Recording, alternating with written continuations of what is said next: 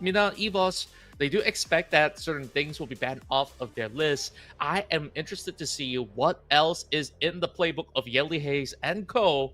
on how they will be playing out this second match. And speaking of which, the draft is already up online, so let's have a go.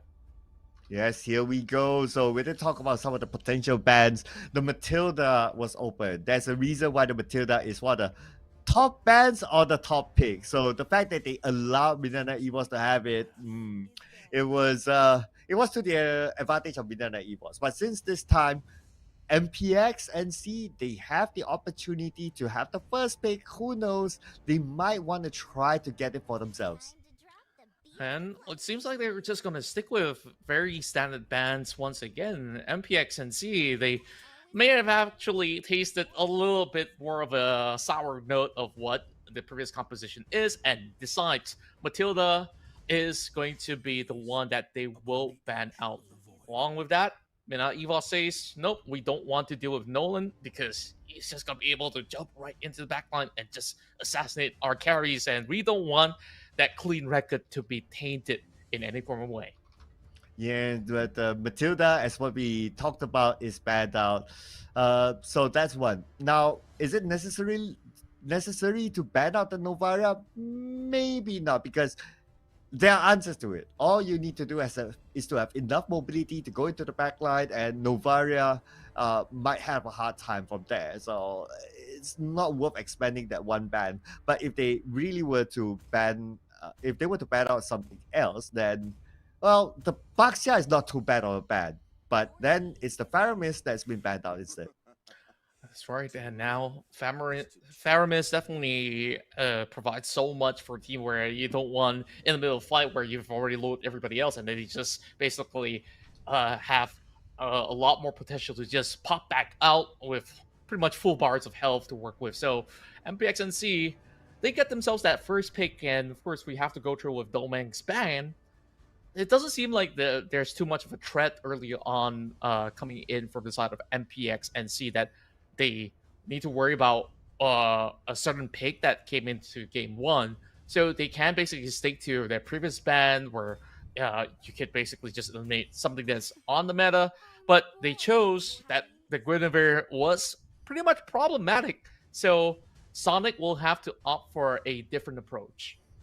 Yeah, I mean, we did talk about like who's that only one hero who can engage, and it was the Guinevere. So I guess they didn't want to deal with that again. Now, what is open here? The Terizla, pretty popular, is open, so I think that can be considered. The Baxia Jungle Invasion is kind of popular as well, so that it can be considered. The Angela is open. So I would say out of the three heroes that I've mentioned, I would say pick the Angela first before Minana Evos does. There you go. And they definitely will do so. Spot on prediction coming out of Sir Cloud. I think it's just too hard to pass on this pick. Now, what are you going to combine this with? Because Boxia's taken along with the 1-1. Very smart measures coming out of Minana Evos to ensure that, okay, whatever you're going to pick from here, at least we'll have that 1-1 to be able to give us a little bit more of the damage output, even when you have such a solid front line. Yeah, to answer your question, I would say Iritel is the traditional combo with the Angela, but since Minana EVOS, they've already picked a 1-1.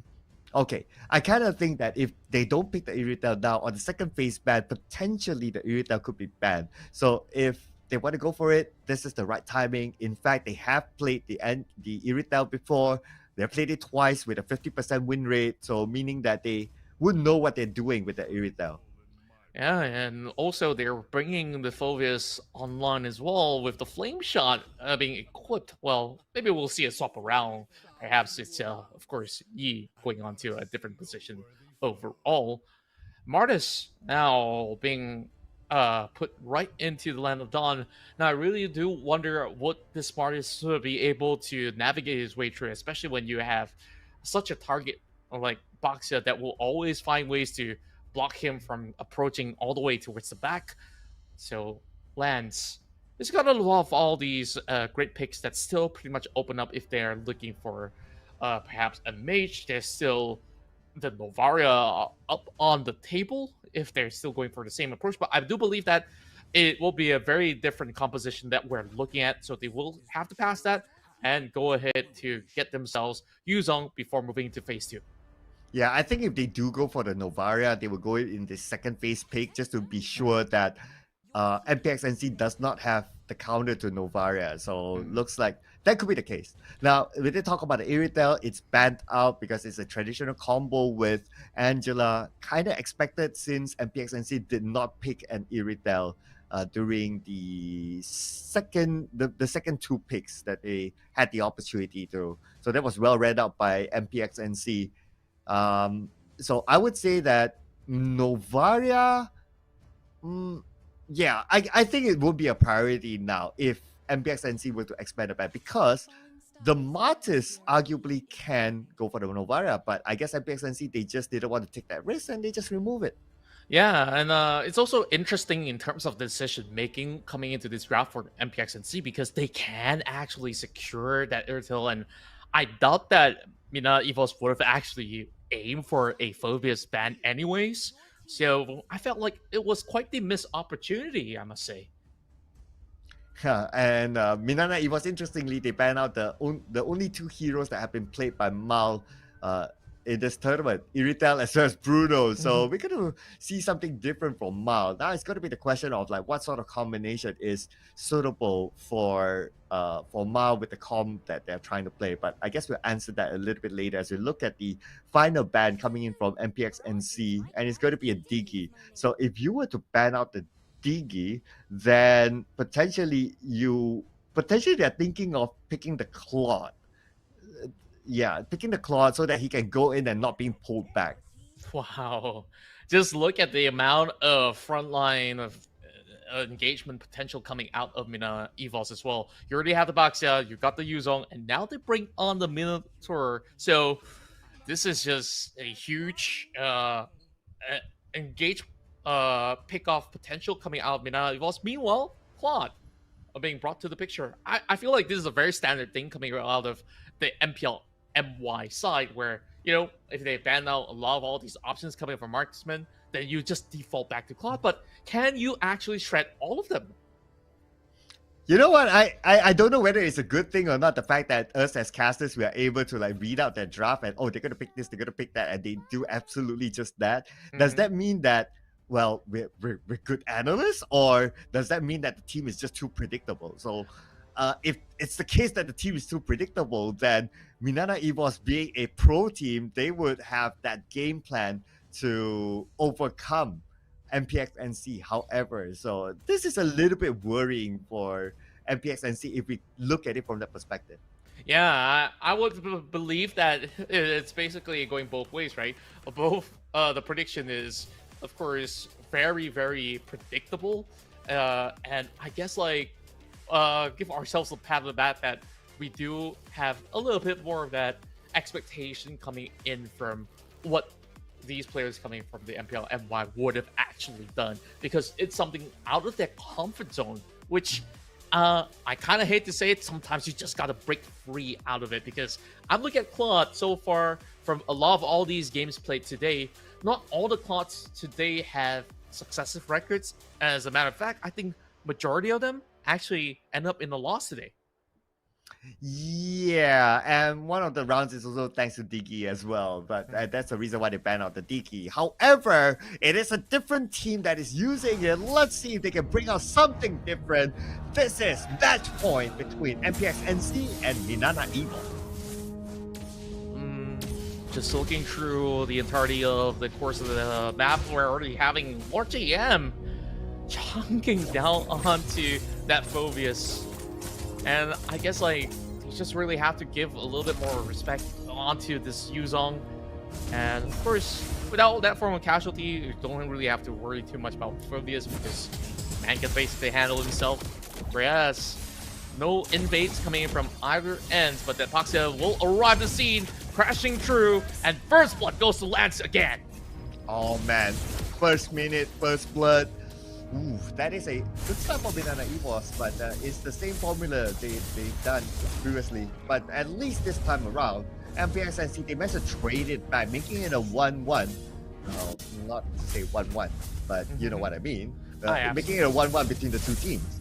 Yeah, and perfect timing from Sonic as well, right? The moment that he hit level 4, take that visit onto Lord JM, understanding the damage output that it takes with that decimate to actually go ahead to go in for the exchanges, have put MPX and C back on track. Meanwhile, I think this is going to be a very stagnant lane for the top end where the gold laners will just take their sweet time, and you can take your sweet time or actually hurry up and grab that code because this game's happening right now. Another takedown onto Yi3. Yeah, Yi3 goes down, and that is the Phobius. So that is one tanky hero out. But MINANA EVOS, they're going in, and the Black Dragon form appears to zone the members of MPX NC. Sonic has to back out. He's kind of low at this moment. So with that sort of help, he's not going to be able to go in to pull on the retribution to steal away the turtle from MINANA EVOS. Once again, immaculate timing out of MINANA EVOS. He just know exactly how MPX NC would play this one out. So the buff will not be hijacked. There is just heavy punishment onto the Phobius time and time again. Seems like this will be the harshest way for Yi3 to actually start off with. So he will be severely behind, and now the evasion goes through. Does he actually get the buff away? Sonic will still be able to get the retreat down, secure it for himself. Thankfully, he got that one going, or else I don't even know what to say about that, because Yi3 already got bullied up. You don't want the jungler to be behind. Yeah, the good news is that at least Mal... Oh, okay. The blazing duet, but it didn't really give him much return, so I'm not sure about that. At least if we clear off the lane with the blazing duet, that's okay, but he backed up with the blazing duet instead, so not too sure. A little bit of whiff, and I don't believe that there is enough damage coming from both Hani as well as Domain in that short amount of time, especially when you have that battle mirror image, and here comes Plants CY. This gets back to a full health, not too much to worry when you are a Lilia. With Black Shoes now being expended, there's still the flicker that is intact, so it should be a-okay for MINANA EVOS to hold out until the next objective spawns. Whereas, once the Baxia is ready, we'll look at another potential invade as they will be joining Hani. Oh! Deep dive, but away. I don't think that's going to result too much, but Hyde now off of position, tries to dash over the wall. But this Valentina should just be able to actually get back into the safety net of the jungle. But Hani's posing a little bit of threat. Well, at least the purple buff is secured by MPX NC, so that's alright. Now that the turtle is up, they definitely need it in the bag. And speaking about turtle, again, MINANA EVOS, they are zoning out MPX NC. Look at the position of MPX NC. They only have one player, that is Yi3 there, and if he's alone, there's not much he can do to try to steal it away. Nah, even with him being so underleveled, there's not a chance that this Phobius can actually do anything at all. As a matter of fact, solo kill out of Lord JM, just showing what he's got. Now, with that form of evasion from Season, they will draw a little bit more of that attention while there is a little bit more of that scuffle going over to the mid side. Hani's just getting free roams out of this one. Could be a huge dive, but here comes the backup coming in from Hyde. Yeah, good thing Hyde came, so Hani cannot continue on. Gotta be careful because Hani, he does have the Minoan Fury, so they can jump onto Ma, but with Ma's teammate there, it should be alright. By the bottom lane, Sonic now goes in for the Decimate, still looking for another one as they slowly wither down Kaizen. And that's going to be the double. Is he going to get a triple? A huge power spike going in for this Martis, but I believe that's all he's got for now. yeah, gotta back off there. I mean, it is a Minotaur we're talking about. You don't want to dive onto him underneath a turret, so he has to let that go. Nevertheless, they still got the kill onto Kaizen, so that's alright. But at least Kaizen will be back by the time the turtle is up. Yeah, and MINANA EVOS, I do believe the reason why they're also focusing down on the Phobius is so that when it comes down to all these upcoming team fights, the front line of the attack for MPX NC will not be as threatening as it should be.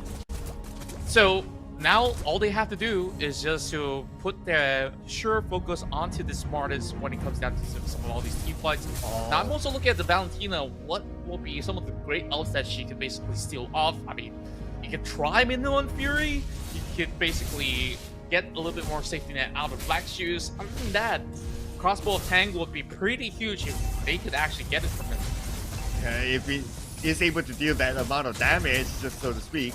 But now, speaking about damage, Yetri goes in, tries to catch one onto the backline. Domain gets away, but he has enough backup for him. And like what you said, the protection is there. Honey is so tanky, comes in back, and almost landing a Manure Fury, but then again, it is on cooldown though, so if only he had that, he would have gotten that kill. No steal from Sonic as Minana EVOS will secure the turtle. A very close call coming from Sonic, although it was a 1v1 jungle form of a steal. But over here, MPX are just crumbling. What a dive coming in from Lance as the Black Shoe will get back to safety. MPX and NSEA, though they looked like they were back on track, suddenly the tides have turned once more. Minana EVOS starting to look for opportunities over on the purple buff. Itri will be the target, but Kaizen's pretty much low for now. We'll have to be careful with his approach. Yeah, they're definitely interested. Oh yeah, 3 goes in, but lucky enough, no U-turn from Minana EVOS. A couple of their outs are on cooldown, including the Minoan Fury, so no U-turn by them as well. So they're gonna let that go. Very nice disciplined gameplay by Minana EVOS. Do keep your eye on the mid lane now as they make their rotation and probably gonna hit to the bottom lane. Kozan getting chased upon, Lance CY. This is not all too concerned. Black Shoes is still available, so the moment that she hits less than 20%, you know that the ultimate will be dropped anyways. Itri tries to find a way to just secure a turret, but will be danced around by Dolming. Doesn't even need Crossbow of Tang, and maybe it will be eventually pulled up. Itri tries to actually find a way to stall, but eventually will still fight the dust against them. Yeah, he needed the crossbow at the end of the day, which is okay. I mean, if you get a kill out of it, it is, well, definitely that's what the ult is used for, right? So there you go. A little bit of an overextension there for Yetri. And the fact that he does not have his first turret, it makes it a little bit more difficult for him to be all alone up there. Yeah, especially for MPX and NSEA, I'm looking at them having a very scattered approach on how they're dealing with this current situation, while the Yuzon will get that free push right down bottom side, and we'll have a little bit more of a challenge for MPX and NSEA to look for a way to enter the pit to contest for awards, but they're just so distracted by Minotaur, they're just giving in. Yeah, I guess they don't really have much of a choice at this moment. They are a little bit behind. I mean, we look at it, 6k gold difference with, well, level difference, about 2 levels difference. So they have to let that go again. And even if we look at the itemization, like no dominance eyes on MPX NC, so they're not prepared to deal with the tankiness that Minana EVOS is having. Yeah, now they will be able to at least trade a turret, but there will be a little bit of challenge coming from Boxset from the top side. Whereas Dolmeng will find another turret down, slowly chunking down the health bars coming in from Tide. I don't think this 1v1's going anywhere for Yetri. Kaizen just drops him down in no time. Well, you know, there we go, another pick over onto Sonic. Sonic tries to make his escape. Won't have enough to escape. Mal, Blazing Duet hits nothing but air. And Minana EVOS topples yet another turret. Now 9-3 with such a huge lead. Minana EVOS starting to break open this inhibitor turret. Yeah, and the Black Dragon form going on to the back line, just zoning away MPX NC, and the turret becomes theirs. At the same time, the Lord is at the top lane, pushing down the turret, and definitely will go down as well. Minana EVOS now in control of the base. In fact, they managed to catch Yetri again. The moment he comes back to the land of dawn, he goes down again. You're being forced to use the hard gun even in your own base. That's how much Minana EVOS is currently doing. And I don't think they're stopping this. Hot gets caught out. Millie has to flicker away, and this is where they are struggling to take down all the minions. they're just basically throwing bodies at this point. Or damn, wait for another jump, not finding anything at all. MPX NC, they can hold on for now. Blazing Duet, once again, not hitting the mark. Looking for Dolmeng, diving all the way to the back. Can he make the cut? Yatri falls. And with Yatri currently down, they don't have a tanky hero to protect the front line. The Blind Dragon form is being called out, and now Sonic could be the next target. But because there's no minions, but who cares about minions at this point? Looks like MPX NC, at least they traded back one, but Hyde goes down anyway. Now they're trying to get more. Bozan goes in onto the back line. Sonic will get onto the last, and one more to go. It's going to be Sonic securing onto Domeng with a double kill, and he's looking for more. Likely to get onto Hani. Hani, no more protection onto him, and triple kill given to MPX NC. MINANA EVOS, they overextended the stay.